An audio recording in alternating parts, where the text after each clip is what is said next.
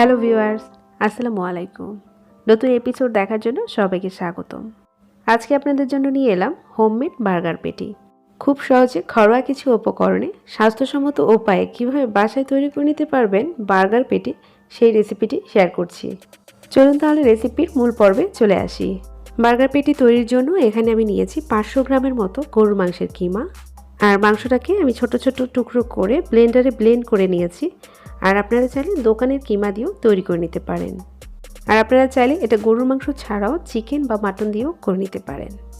আর এই কিমার মধ্যে দিয়ে দিয়েছি মেজারমেন্ট কাপের 1 কাপের মতো পেঁয়াজ কুচি, দিয়ে দিয়েছি কাঁচামরিচ কুচি স্বাদ মতো। আপনারা ঝাল বেশি খেতে চাইলে পরিমাণে আরেকটু বাড়িয়ে দেবেন। সাথে দিয়ে দিয়েছি 1 চা চামচের মতো আদা বাটা, 1 চা চামচের মতো রসুন বাটা, প্রায় 1.5 টেবিল চামচের মতো দিয়ে দিয়েছি সয়া সস, ফ্রোজেন করা টমেটো কেচাপ দিয়ে দিয়েছি প্রায় 3 টেবিল চামচের মতো, সাদা গোলমরিচের গুঁড়া দিয়ে দিয়েছি 1 চা চামচের মতো। আপনারা চাইলে এখানে কালো গোলমরিচের গুঁড়াটাও ইউজ করতে পারেন।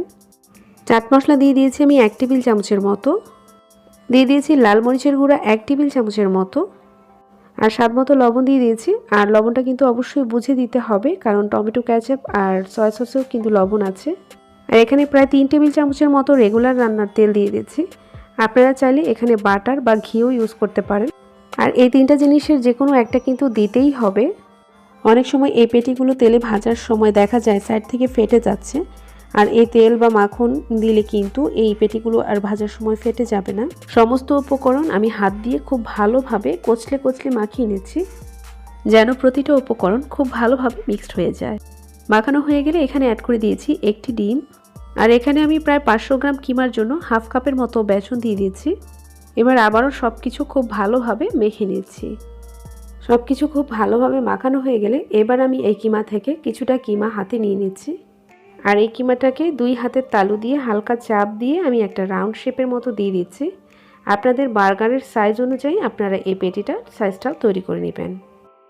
জাস্ট হাতের আঙুল দিয়ে চেপে চেপে আমি একটা গোল শেপ দিয়ে দিয়েছি, জাস্ট কাবাবের মতো। জাস্ট একই প্রসেসে আমি আরও একটি তৈরি করে নিয়েছি। আর পেটির পুরুত্বটা হবে এই রকম।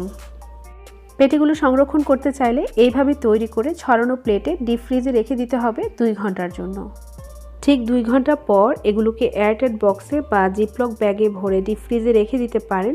1.5 থেকে 2 মাসের মতো ভালো থাকবে। যে কোনো সময় ডিপ ফ্রিজ থেকে নামিয়ে পেটিগুলোকে নর্মাল করে হালকা তেলে ভেজে নিলেই হয়ে যাবে। এবার একটা ফ্রাই প্যানে আমি সামান্য একটু তেল নিয়ে নিয়েছি। এগুলোকে আমি শ্যালো ফ্রাই করব। আপনারা চাইলে ডুবো তেলেও ভেজে নিতে পারেন। এই পর্যায়ে চুলার ফ্লেমটা থাকবে মিডিয়াম হাই হিটে। আর এগুলোকে আমি ভেজে নেব ঠিক 12 থেকে 13 মিনিটের মতো।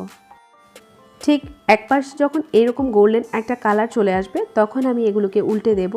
আর এই 12 থেকে 13 মিনিটের মধ্যে পেটিগুলোকে আমি 3 থেকে 4 বারের মতো উল্টে পাল্টে ভেজে নেব। সেই সাথে তৈরি হয়ে গেছে সুপার টেস্টি বার্গার পেটি। বাজার থেকে না কিনে একটু কষ্ট করলে কিন্তু বাসায় এভাবে ট্রাই করা যায়। আর হোমমেড খাবার তো সবসময়ের জন্যই বেস্ট। আর রেসিপিটি আপনারা ট্রাই করে দেখতে পারেন, ভালো লাগবে আশা করি। আর রেসিপিটি ভালো লাগলে অবশ্যই চ্যানেলটাকে সাবস্ক্রাইব করে পাশে থাকবেন। নতুন কোনো রেসিপিতে আবারও দেখা হবে ইনশাআল্লাহ। আজকের মতো এখানেই বিদায় নিচ্ছি। আল্লাহ হাফেজ।